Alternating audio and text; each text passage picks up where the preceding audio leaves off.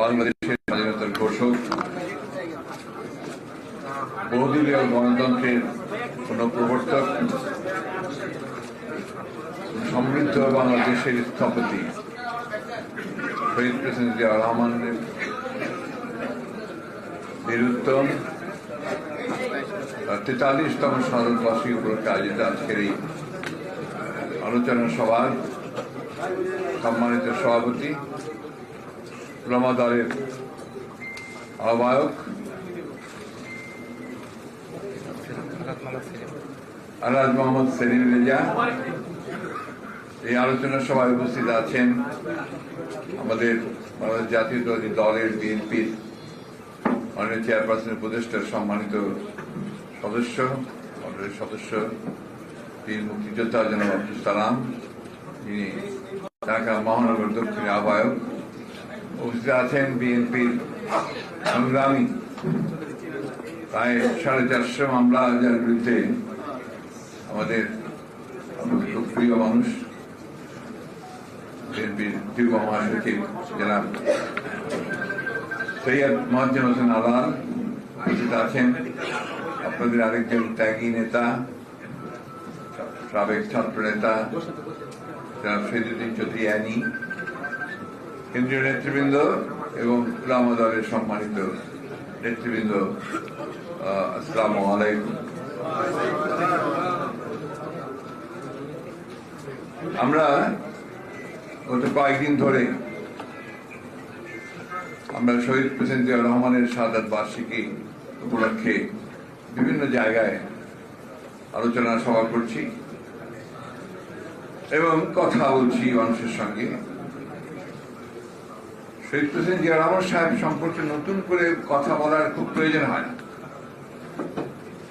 কারণ এই ব্যক্তি, এই নেতা, তাকে আমি সবসময় আমার কাছে যেটা মনে হয় একজন ক্ষণজন্মা নেতা, ক্ষণজন্মা পুরুষ। তিনি একজন অখ্যাত মানুষ ছিলেন 1971 সালের 26শে মার্চের আগে। এই দেশের একমাত্র সেনাবাহিনীর লোকেরা, কিছু মানুষ ছাড়া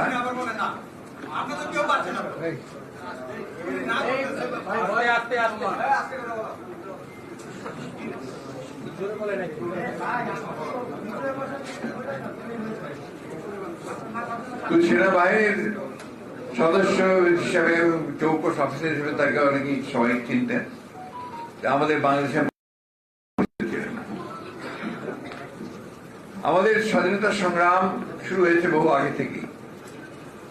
আমাদের মানুষেরা বিভিন্ন সময়ে তাদের বিভিন্ন দাবি দাওয়া নিয়ে, ভাষার দাবি নিয়ে, গণতন্ত্রের দাবি নিয়ে, ডিক্টেটরের বিরুদ্ধে সংগ্রামের লড়াইয়ে তারা সংগ্রাম করেছেন, সফল হয়েছেন। এই সংগ্রামে বিভিন্ন সময়ে আমাদের জাতীয় নেতারা একেবারে বহু আগে থেকে শুরু করে, এমনকি ব্রিটিশ পিরিয়ড থেকে শুরু করে এই দেশের স্বাধীনতার জন্য বহু আত্মত্যাগ করেছেন। পরবর্তীকালে আমাদের শেরে বাংলা একে ফজলুল হক, হোসেন শহীদ সরওয়ার্দী, মৌলানা আব্দুল হামিদ খান ভাসানী, শেখ মুজিবুর রহমান সবাই অবদান রেখেছেন। এই স্বাধীনতা সংগ্রাম যখন চূড়ান্ত পর্যায়ে এসেছিল, যখন মানুষ আশা করছিল যে এই সংগ্রামের মধ্য দিয়ে মানুষ পাকিস্তান হানাদার বাহিনীকে বাধ্য করবে দেশ ছেড়ে চলে যেতে এবং একটা গণতান্ত্রিক রাষ্ট্র নির্মাণ করবে, সেই স্বাধীনতা সংগ্রাম যখন চূড়ান্ত পর্যায়ে এসেছে, বিশেষ করে 7ই মার্চের ঘোষণার পরে সব মানুষের একটা আকাঙ্ক্ষা ছিল এবার স্বাধীনতার ঘোষণা আসবে, মুক্তি সংগ্রামের ঘোষণা আসবে। কিন্তু দেখা গেল 25শে মার্চে যখন পাক হানাদার বাহিনী গণহত্যা শুরু করলো, আক্রমণ করলো নিরস্ত্র বাঙালি মানুষের উপরে, তখন দেখা গেল যারা এতদিন ধরে নেতৃত্ব দিয়েছে, স্বাধীনতার কথা তারা বলেনি কিন্তু সংগ্রামের নেতৃত্ব দিয়েছে, তারা হঠাৎ করে যেন উবে গেল, পালিয়ে গেল। এবং যার উপরে সবাই সেই সময়ে নির্ভর করেছিল, অবিসংবাদী নেতা সেই সময়ে শেখ মুজিবুর রহমান, তিনি পাক হানাদার বাহিনীর কাছে আত্মসমর্পণ করলেন। মানুষ একদম দিশেহারা হয়ে গেছিল, কি করবে বুঝতে পারছিল, কিং কর্তব্য বিমূঢ়। একদিকে পাক হানাদার বাহিনীর সেই আক্রমণ, হত্যা, নির্বিবাদে হত্যা, অন্যদিকে যখন মানুষ ঢাকা শহর ছেড়ে পালিয়ে পালিয়ে চলে যাচ্ছে, তখন তারা কিছুই বুঝতে পারছিল না। সেই সময় 26 তারিখে হঠাৎ করে যে কণ্ঠ এদেশের মানুষকে ঘুরে দাঁড়াতে সাহস জোগাল, সেই কণ্ঠটা ছিল এই অখ্যাত মেজর জিয়া। এই মেজর জিয়া তিনি ঘোষণা দিয়েছিলেন যে আমি মেজর জিয়া বলছি, আমি পাকিস্তান সেনাবাহিনীর বিরুদ্ধে বিদ্রোহ ঘোষণা করছি এবং স্বাধীনতা ঘোষণা করছি। আজকে আসুন আমরা সবাই এই যুদ্ধে নেমে পড়ি এবং এই হানাদার বাহিনীকে আমরা পরাজিত করি। এই যুদ্ধ, এই ঘোষণায় সমগ্র জাতি অনুপ্রাণিত হয়েছিল এবং দীর্ঘ 9 মাস যুদ্ধ করে, লড়াই করে, সংগ্রাম করে একটা স্বাধীন মানচিত্র পেয়েছিল। যে মানুষটির ঘোষণার মধ্য দিয়ে এই দেশ স্বাধীন হলো,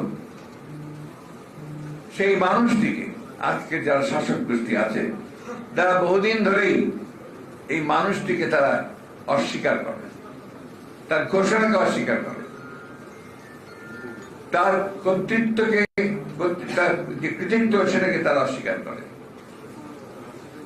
একমাত্র এক নেতা, এক দেশ, শেখ মুজিবের বাংলাদেশ, এই ছিল তাদের স্লোগান।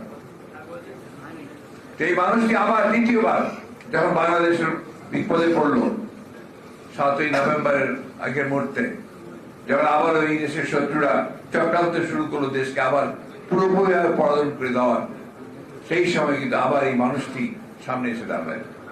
সেটা হচ্ছে আপনার 1975 সালের 7ই নভেম্বর সিপাহী জনতার বিপ্লবের মধ্য দিয়ে তাকে সামনে নিয়ে আসা হয়েছিল এবং তিনি সেদিন বলেছিলেন, আমি মেজর জেনারেল জিয়াউর রহমান বলছি, আপনারা সবাই শৃঙ্খলার মধ্যে আসেন। এবং যে সেনাবাহিনী তখন আপনার কোনো শৃঙ্খলা ছিল না, সেনাবাহিনী থেকে তিনি শৃঙ্খলা ফিরিয়ে নিয়ে আসলেন এবং নতুন করে বাংলাদেশের মানুষকে তাদের জাতি গঠনে, নির্মাণে অনুপ্রাণিত করলেন এবং সেই কাজে নামলেন। এবং তারপরে ঘটনা অনেক লম্বা ঘটনা, সেই ঘটনা বর্ণনা করতে চাইব না। আমি যে কথাটা বলছি যে এই মানুষটি সেদিন ঘোষণা না দিলে আজকে বাংলাদেশ স্বাধীন হতো কি হতো আমি জানি না, নিশ্চয়ই হতো, তবে অনেক সময় লাগতো। এই মানুষটিকে তারা অস্বীকার করে, তারা বলে তিনি মুক্তিযোদ্ধা ছিলেন না, তিনি পাকিস্তানের চর ছিলেন। এই সমস্ত মিথ্যা কথা বলে জনগণকে, বিশেষ করে নতুন প্রজন্মকে তারা বিভ্রান্ত করতে চায়। কিন্তু জিয়াউর রহমান প্রমাণ করেছেন যে তিনি হচ্ছেন সেই নেতা যিনি ভবিষ্যৎ দেখতে পেতেন এবং একজন আত্মত্যাগী নেতা যার মধ্যে কোনো লোভ লালসা বলতে কিছুই ছিল না। শতকরা 100% একজন সৎ মানুষ, শতকরা 100%। পরে দেখা গেছে যে তার শাহাদাতের পরে তার এই ঢাকা বলেন, দেশে বলেন, কোথাও একমাত্র গ্রামের বাড়ি ছাড়া কোথাও এক খন্ড জমি নেই, তার ব্যাংকে কোনো অ্যাকাউন্ট নেই, ব্যাংক ব্যালেন্স নেই। তিনি সত্যিকার অর্থেই হযরত ওমর রাদিয়াল্লাহু আনহু সাহেবের অনুকরণের জীবন যাপনের চেষ্টা করতেন। এই মানুষটিকে যখন এরা বিভিন্ন ভাবে চিত্রায়িত করার চেষ্টা করে, তখন আমরা এই দেশের মানুষ অত্যন্ত কষ্ট পাই, কারণ আমরা যার যেটা পাওনা তাকে সেটা দেওয়াতে বিশ্বাস করি। বন্ধুগণ, শহীদ জিয়া রহমানের অবদান বলে শেষ করা যাবে না, কারণ যে দেশটা ধ্বংসের দিকে চলে যাচ্ছিল, যাকে বলা হতো তলাবিহীন ঝুড়ি, 75 সালের আগে হেনরি কিসিঞ্জার, তখন মার্কিন পররাষ্ট্রমন্ত্রী, তিনি বলেছেন যে ওখানে সাহায্য দিয়ে তো লাভ নাই, কারণ ওটা হচ্ছে তলাবিহীন ঝুড়ি, ওখানে যা দেবেন সব চলে যাবে। এই কথার সমর্থন তো শেখ মুজিব নিজেই করেছেন। তার এখন এই যে বক্তৃতাগুলো শোনায়, দেখেন না টেলিভিশনে, শেখ মুজিবের বক্তৃতা শোনায় তো মাঝে মাঝেই ছোট ছোট ছোট করে। তো সেখানে তিনি বলেন যে আমার চারপাশে এখন সব চোর, অন্য দেশের মানুষ পায় সোনার খনি, বিভিন্ন খনি, আমি পেয়েছি চোরের এমন বললেন যে এত কম্বল এলো বিদেশ থেকে সাহায্য হিসেবে, আমার কম্বলটা গেল কোথায়? এটা প্রমাণ করে তখন তিনি প্রমাণ করেছেন যে এই দেশে তখন লুণ্ঠন, দুর্বৃত্তায়ন, চুরি আবার একইভাবে চলেছে। শুধু তাই নয় বন্ধুগণ, বিরোধী মতকে দমন করা, কোনো প্রতিপক্ষ থাকবে না, ভিন্ন মতকে উপেক্ষা করবে না, এই চিন্তায় তখনও তারা ছিল বলেই সেদিনও যারা বিরোধী পক্ষ ছিল তখনকার দিন জাসাদ, বাম রাজনীতিবিদগুলো, রাজনৈতিক দলগুলো তাদেরকে নির্মম ভাবে সেদিন তারা হত্যা করেছে। এবং এই রাজনৈতিক দমন পীড়ন করার জন্য সে নতুন একটা বাহিনী তৈরি করা হয়েছিল। বাহিনীর নাম ছিল রক্ষী বাহিনী। এটা আমরা অনেকেই ভুলে গেছি, মনে করি না। সে রক্ষী বাহিনীর অত্যাচার এই এখন যেমন আপনার পুলিশ বাহিনীর, আপনার র্যাবের অত্যাচার সহ্য করতেন, তার চাইতেও ভয়াবহ ছিল। তার একটা নমুনা আমি দেবো আপনাদেরকে, যে সেই সময়ে আপনার এই বিরোধী পক্ষ যারা ছিল বা বাম রাজনীতি যারা করতো তাদেরকে তারা হত্যা করতো, দমন করতো। এটা সম্ভবত ঝিনাইদার একটা জায়গায় বাম রাজনীতি করতে এক ছেলে, তাকে ধরার জন্য রক্ষী বাহিনী সেখানে গেছে, সেই গ্রামে গিয়ে যখন ছেলেকে পায়নি তখন তার বাবাকে ধরে নিয়ে এসছে। তাদের বাবাকে বলছে তোমার ছেলেকে এই মুহূর্তে এখানে হাজির করো। তিনি বলছেন ছেলে তো আমার কাছ থেকে থাকে না, সে তো বাইরে বাইরে থাকে, আমার বাসায় আসে না। তারপরে ওই ছেলেকে ধরে নিয়ে এসেছে, যেভাবে হোক ধরে নিয়ে আসার পরে সেই ছেলেকে তার বাবাকে বলেছে তার ওই ছেলেকে নিজের হাতে কোড়া দিয়ে তার কল্লা কাটতে, না তাই করেছে। তারপরে ওই বাবাকে বাধ্য করেছে যে তার কুড়াল দিয়ে তার কল্লা কাটতে, আর সেই কল্লা দিয়ে তারা ফুটবল খেলেছে। কথাটা আমার না, কথাটা আপনি ইতিহাসে পাবেন, বইয়ের মধ্যে পাবেন। আর একজন মহিলা কমিউনিস্ট নেত্রী শান্তি সেন, তিনি যশোরের দিককার একজন, খুলনা বোধহয় সম্ভবত, সেদিককার নেত্রী শান্তি সেনের স্ত্রী, তার বৌমা এবং হানুফা বেগম নামে আরেকজন নেত্রী, যে তখন আওয়ামী বিরোধী রাজনীতি করতেন, তাদেরকে তুলে নিয়ে এসে তাদেরকে 21 দিন যাবৎ নির্মম অন্যায় অত্যাচার করেছে। অত্যাচার করার পরে এমনকি তাদেরকে বস্তার মধ্যে ঢুকিয়ে চুবিয়ে পুকুরে চুবিয়েছে, তারপর তাদেরকে কারাগারে পাঠিয়েছে। সেই কারাগার থেকে আমাদের মওদুদ আহমদ সাহেব, ব্যারিস্টার মওদুদ আহমদ সাহেব, তিনি তখন হেভিয়াস কর্পাস করে তাকে বিচারকদের সামনে নিয়ে আসেন। বিচারক ছিলেন তখন দেবেন ভট্টাচার্য, আমাদের এই দেবপ্রিয় ভট্টাচার্যের বাবা। তিনি ওই এজলাসে বসেই তাদের কথা শুনলেন, ফার্স্ট এজলাসে গিয়ে তাদের পরীক্ষা করলেন, তারপরে ফিরে এসে তিনি বলেন যে এই মুহূর্তে এখান থেকে তাদেরকে মুক্তি দেওয়া হলো, তাদেরকে দেশ বাসায় তারা ফিরে যাবে। তখন সেই মহিলা সেই বিবৃতি দিয়েছিল যে কি অন্যায় অত্যাচার নির্মম তাদের উপর করা হয়েছে। এটা ছিল দুটা ঘটনা বললাম। সারা বাংলাদেশে তখন তারা এই ত্রাসের রাজত্ব সৃষ্টি করেছিল। তখনও গুম হতো, তখনও খুন হতো, তখনও আপনার এই বিচার বহির্ভূত হত্যাকাণ্ড করেছে। তখন সহজে কেউ আল্লাহর নাম নিতে পারত না, এটা বাস্তব কথা। তখনও একই অবস্থা ছিল যে যদি কেউ ধর্ম, ইসলাম ধর্মের কথা বলে, তারপরে সেইভাবে একইভাবে তাদেরকে নির্যাতন নেমে আসতো। আজকে দেখেন, এতদিন পরে ঠিক একই চিত্র আপনারা দেখতে পাচ্ছেন। কি দেখতে পাচ্ছেন? শহীদ প্রেসিডেন্ট জিয়াউর রহমান, যিনি সংবিধানের প্রথম বিসমিল্লাহির রহমানির রহিম সংযোজন করেছিলেন, যিনি আল্লাহর উপর অবিচল আস্থা বিশ্বাস সংযোজন করেছিলেন, এরা ওই আল্লাহর উপর অবিচল আস্থা বিশ্বাস কেটে দিয়ে শুধু ভয়ে বিসমিল্লাহটা রেখে দিয়েছে। বাকি সমস্ত গুলো কেটে সমস্ত এই দেশের সংখ্যা গরিষ্ঠ ধর্মীয় সম্প্রদায় তাদের ইচ্ছার বিরুদ্ধে সমস্ত কাজগুলো করেছে।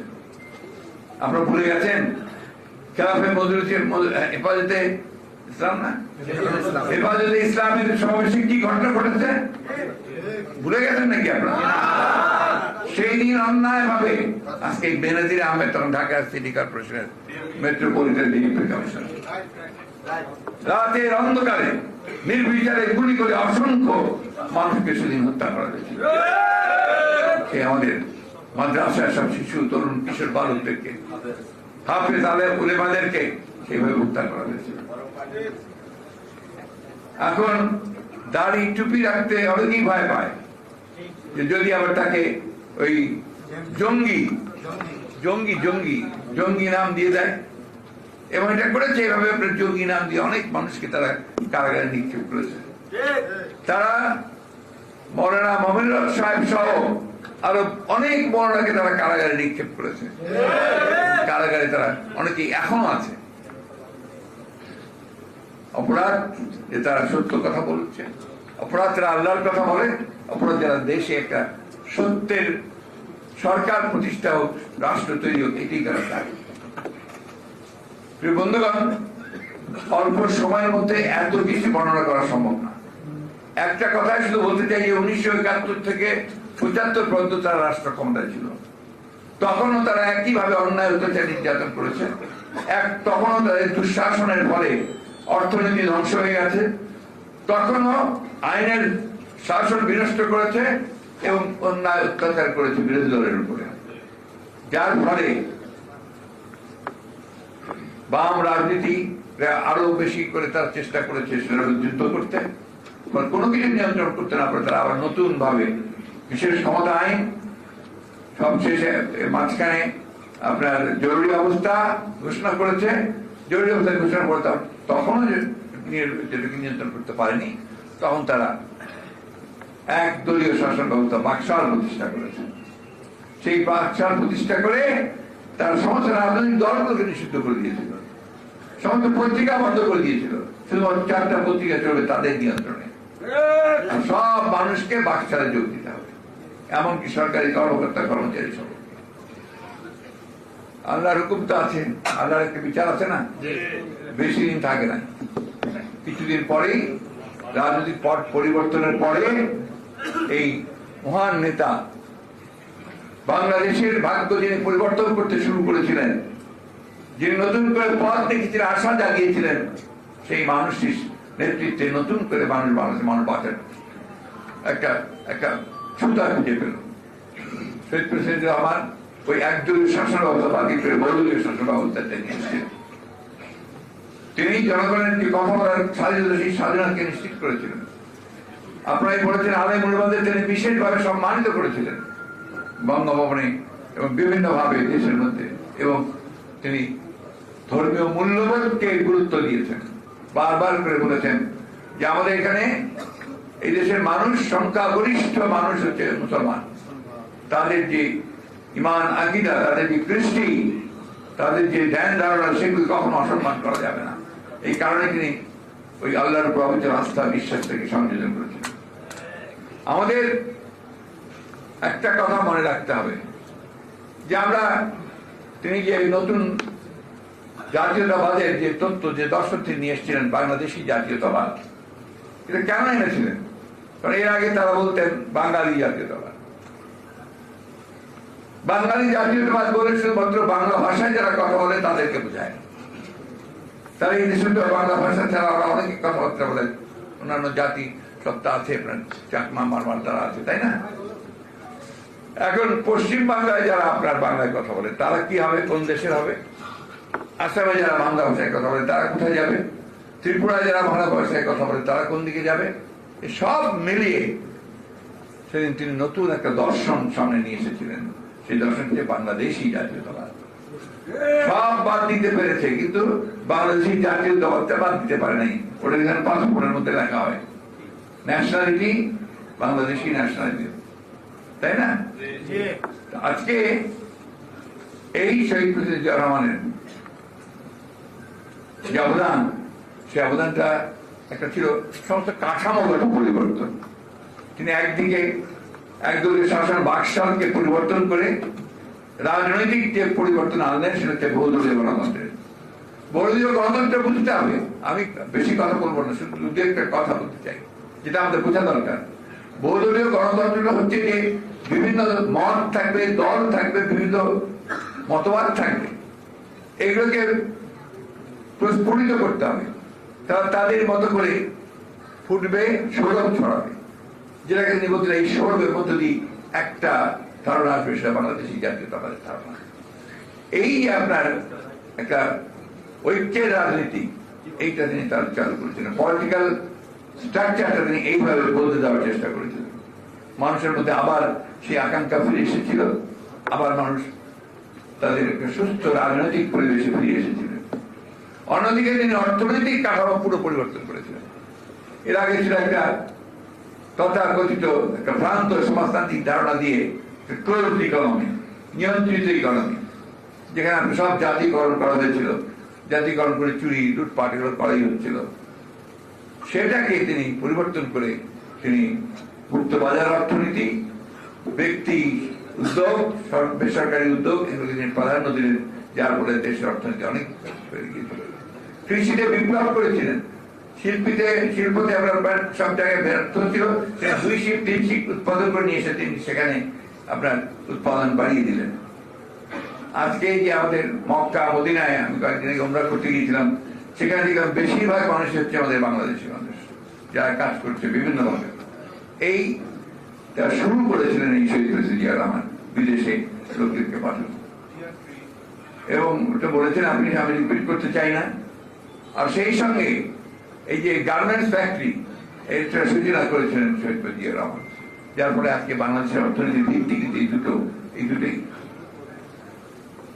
নতুন নতুন উদ্ভাবনা, নতুন নতুন সৃষ্টি, শিক্ষার ক্ষেত্রে আপনার একটা নতুন একেবারে পরিবেশ সৃষ্টি করা, জ্ঞানী লোককে তার জায়গায় বসানো। তার প্রথম ক্যাবিনেট ছিল বলা হতো গ্যালাক্সি স্টার, দেশের সবচেয়ে জ্ঞানী গুণী লোকগুলোকে নিয়ে তিনি একটা মন্ত্রিসভা তৈরি করেছিলেন, সেভাবেই তিনি কন্টিনিউ করে গেছেন। এই মানুষকে তো এমনি হত্যা করা হয় নাই, হত্যা করা যে তিনি যে নেতৃত্বে থাকতেন, তাহলে আপনার এই যারা আমাদের প্রভুত্ব করতে চায়, আধিপত্য বিস্তার করতে চায়, তারা সেটা করতে পারবে না, বাংলাদেশ নিজের পায়ে নিজে দাঁড়াবে। এটাই ছিল তার স্লোগান, সেলফ রিলায়েন্স হতে হবে, আত্মনির্ভরশীল হতে হবে।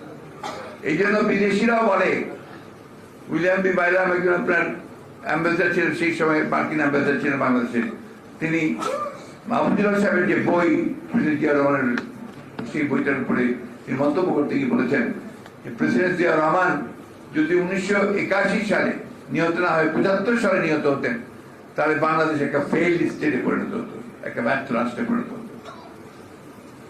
সেটা প্রমাণ আমরা দেখছি। বন্ধুগণ, আজকে গত 15 বছর ধরে ওই আওয়ামী লীগের অপছায়া, তাদের প্রেতাত্মারা আবার বাংলাদেশকে শাসন করতে শুরু করছে।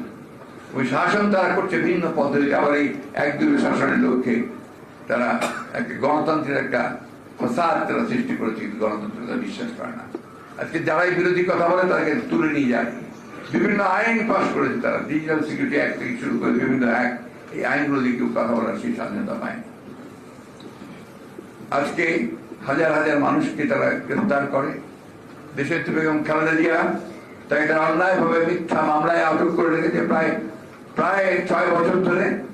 আজকে আমাদের লক্ষ লক্ষ মানুষের বিরুদ্ধে মিথ্যা মামলা, 60 লক্ষের উপরে মানুষের বিরুদ্ধে মামলা হয়েছে। 27,000 নেতাকর্মীকে তারা একদিনে 2-3 দিনের মধ্যে গ্রেফতার করেছে এই 28 অক্টোবর পরে। আপনারা খেয়াল করে দেখবেন, যখনই আমরা আন্দোলন করি, যখনই আমরা জনগণকে সঙ্গে নিয়ে রাস্তায় নেমি, তখনই তারা একেবারে হায়নার মতো ঝাঁপিয়ে পড়ে, এবং তাদের এই পুলিশ বাহিনী, তাদের র্যাব, এই বাহিনীগুলি আক্রমণ করে। আজকে বেনজির সাহেব, তিনি ছিলেন পুলিশ বাহিনীর প্রধান, র্যাবের প্রধান, তার বিরুদ্ধে যখন সমস্ত কাগজ পত্রিকাগুলোতে তার অপকীর্তি, তার চুরি, তার দুর্নীতি বেরিয়ে আসছে, তখন আওয়ামী লীগের সাধারণ সম্পাদক সাহেব বলছেন, সে কি আওয়ামী লীগ করে? আওয়ামী লীগের নাম ছিল কিনা জানি না, আওয়ামী লীগকে ডিফেন্ড করবার জন্য, তাকে ক্ষমতায় রাখার জন্য তিনি তার সর্বশক্তি নিয়োগ করেছেন। কারণ ওই নির্বাচনের সময় তিনি র্যাবের ডিজি ছিলেন, সেই সময় পরিষ্কার প্রকাশ্যে বলেছেন যে সেই সরকারকে, সেই দলকে ভোট দিয়ে যারা উন্নয়ন করছে, উন্নয়ন করতে যাচ্ছে, তাদেরকে আমরা উন্নয়নের পক্ষে আছি। আজকে তার এই কথাগুলো বলার কথা না, যদি সে বলেছে, এবং সেই যত রকম করে পারে বিরোধী দলকে সে নির্যাতন করেছে। তারা বেআইনি ভাবে হত্যা করেছে, জুডিশিয়াল কাস্টডিতে হত্যা করেছে, গুম করেছে, খুন করেছে এবং মিথ্যা মামলা দিয়ে এই গায়েবী মামলাটা বলতে সেই সময়কার তৈরি সমস্ত। পুলিশের আইনি এখন যিনি আছেন তিনিও স্যাংশন প্রাপ্ত কিছু 9 জনকে স্যাংশন ছিল বিরোধী সহ। এই একটা অবস্থা এই সরকার। আবার আরেকজন আপনার সাবেক সেনাবাহিনীর প্রধান আজিজ, তাকে তারা অনেককে ডিঙিয়ে তার 2 ভাই চিহ্নিত সন্ত্রাসী জেনেও তাকে আর্মির চিফ করা হয়েছিল এবং তার যে কাজ সেই কাজটা তারা করে নিয়েছিল, নির্বাচন পার করে নিয়েছিল। প্রধানমন্ত্রী আরেকটা ভয়ঙ্কর কথা বলেছেন কয়েকদিন আগে। তিনি বলেছেন যে সাদা চামড়ার লোকেরা নাকি তাকে বলছে যে তাকে এখানে কোন একটা দেশের এয়ার বেস করতে দেওয়ার জন্য, অর্থাৎ সেখানে তাদের জঙ্গি বিমান নামবে, সেটাকে তাদের এয়ার বেস হিসেবে ব্যবহার করবে। আর বাংলাদেশের একটা অংশ অর্থাৎ চট্টগ্রাম এবং মিয়ানমারকে নিয়ে নতুন একটা খ্রিস্টান রাষ্ট্র তৈরি করবার তার চেষ্টা করছেন। আমি গতকাল বলছি, আজকে আবার বলছি, প্রধানমন্ত্রীর উচিত হবে এই মুহূর্তে জনগণের সঙ্গে তার প্রকৃত ব্যাখ্যা তুলে দেওয়া। কারা এটা চাইছে এবং কেন চাইছে, আর আপনারা কেন এটাকে এতদিন পরে প্রকাশ করছেন, এটা আমরা জানতে চাই। কারণ আমাদের বাংলাদেশের স্বাধীনতা সার্বভৌমত্বের প্রশ্ন, এটা আমাদের সার্বভৌমত্বের প্রশ্ন। আপনাদের হাতে স্বাধীনতা কোনদিন নিরাপদ না। আপনাদের এর আগের পররাষ্ট্রমন্ত্রী তিনি তো বলেই ফেললেন পাশের একটা দেশের ব্যাপারে যে তাদের সঙ্গে তাদের সম্পর্ক হচ্ছে স্বামী স্ত্রীর সম্পর্ক। তো যদি স্বামী স্ত্রীর সম্পর্ক হয় তাহলে আপনি আর সেখানে কি করে তারা যে অন্যায় ভাবে আমাদের সমস্ত ন্যায্য পাওনা যেগুলো আমাদেরকে বঞ্চিত করছে সে ব্যাপারে তো কোনো কিছু করতে পারছে না। আমাদের পানির হিস্সা দেয় না, আমাদের তিস্তা পানির হিস্সা দেয় না, ফারাক্কার হিস্সা দেয় না। 154টা নদী, অবিভক্ত নদী, সেই নদীগুলোর আমরা পানির হিস্সা পাই না। সীমান্তে আমাদের হত্যা হয়, সেই সম্পর্কে একটা টু শব্দ করে না। আজকে এই জিনিসগুলো আপনাদেরকে দেখতে হবে। আপনাদের উপরে আর আমাদের উপরে যে অত্যাচার নির্যাতন, ধর্মপ্রাণ মানুষের উপরে যে অত্যাচার নির্যাতন, আর একটা ভয়াবহ ঘটনা করছে, এটা আপনারা কে কতটুকু খেয়াল করছেন আমি জানি না। সেটা হচ্ছে যে প্রাইমারি স্কুলের যে টেক্সট বইয়ের মধ্যে এগুলোর মধ্যে এমন কারিকুলাম আনছে যা আমার কালচারের বিরুদ্ধে, আমার কৃষ্টির বিরুদ্ধে, আমার ধর্মের বিরুদ্ধে। এগুলো আমাদের কখনোই কোনো কালে আমরা এভাবে চিন্তা করিনি। আমরা বড় হয়েছি ইসলামিক যে চিন্তাধারা, সেই চিন্তা আমাদের পরিবেশের মধ্যে আমরা করিয়েছি। অন্যান্য ধর্মের লোকেরা তাদের কিন্তু একটা ধর্মীয় একটা প্রভাব তাদের মধ্যে ছিল বলে তারা সেইভাবে করে দিচ্ছে। আজকে সেইখান থেকে সম্পূর্ণভাবে বের করে নিয়ে একটা ধর্মহীন একটা রাষ্ট্রে পরিণত করবার চেষ্টা করা হচ্ছে। বন্ধুগণ, শহীদ প্রেসিডেন্ট জিয়া রহমানের শাহাদাতবার্ষিকী পালন করার উদ্দেশ্য একটাই, বারবার করে শহীদ প্রেসিডেন্ট জিয়া রহমান শুধু স্মরণ করলে হবে না, মনে করলে আমরা তাকে অনুসরণ করতে হবে। এবং আজকে যে দানব গত 15 বছর ধরে আমাদের ঘরের মধ্যে, বুকের মধ্যে চেপে বসে আছে, একে সরাতে না পারলে কিন্তু আপনার স্বাধীনতা থাকবে না, আপনার সার্বভৌমত্ব থাকবে না। আমার এই ভোটের অধিকারকে ফিরিয়ে আনতে হবে। আজকে দেখেন, ভারতবর্ষে ভোটের অধিকার আছে বলে কিন্তু তারা অন্তত ওই যে মোদী 3 বার একেবারে নিরঙ্কুশ সংখ্যা গরিষ্ঠতা পেয়ে ক্ষমতায় যাওয়ার যে ইচ্ছা বাসনা, সেটাকে কিন্তু তারা রোধ করে দিয়েছে।